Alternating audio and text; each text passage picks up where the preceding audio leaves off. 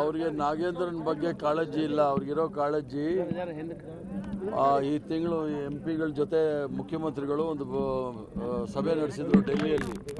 ಅಲ್ಲಿ ಸಭೆ ನಡೆಸಿ ಕರ್ನಾಟಕ ರಾಜ್ಯದಲ್ಲಿ ಬರಪೀಡಿತ ಪ್ರದೇಶ 18 ಜಿಲ್ಲೆಗಳಲ್ಲಿ ಭಾಳ ಗಂಭೀರವಾದ ಪರಿಸ್ಥಿತಿ ಇದೆ.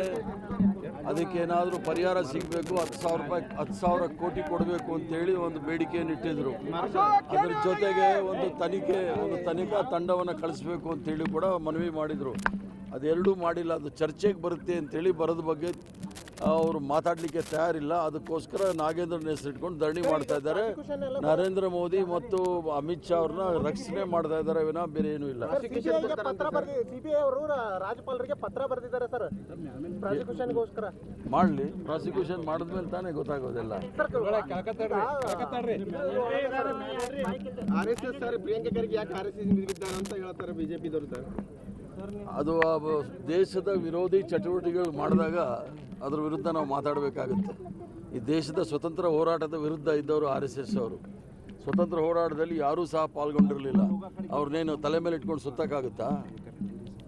ಸ್ವತಂತ್ರ ಹೋರಾಟದ ಆಶಯಗಳೇನಿತ್ತು ಅದನ್ನು ಬುಡಮೇಲು ಮಾಡೋಕ್ಕೆ ಪ್ರಯತ್ನ ಮಾಡ್ತಾ ಇದ್ದಾರೆ. ಸಂವಿಧಾನ ವಿರೋಧಿಗಳು, ರಾಷ್ಟ್ರಗೀತೆ ವಿರೋಧಿಗಳು, ರಾಷ್ಟ್ರಗಾನ ವಿರೋಧಿಗಳು, ತ್ರಿವರ್ಣ ಧ್ವಜದ ವಿರೋಧಿಗಳು.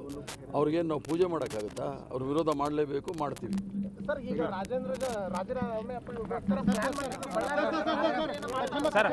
ಈಗ ಬಳ್ಳಾರಿ ಪಾದಯಾತ್ರೆ ಮಾಡ್ಬೇಕಂತ ಅವ್ರ ಜೊತೆಗೆ ಬಂದರು ಸರ್. ಬಳ್ಳಾರಿ ಪಾದಯಾತ್ರೆ ಮಾಡ್ಬೇಕಂತ ಹೊಟ್ಟಿದ್ರು. ಅದು ಯಾಕೆ ಸರ್ ವಿರೋಧನೆ ಅವರಲ್ಲೇ ವಿರೋಧ ವ್ಯಕ್ತ ಆಗ್ತಿದೆ? ಮಾಡಲಿ, ಅವ್ರು ಮಾಡಲಿ, ತೊಂದರೆ ಇಲ್ಲ.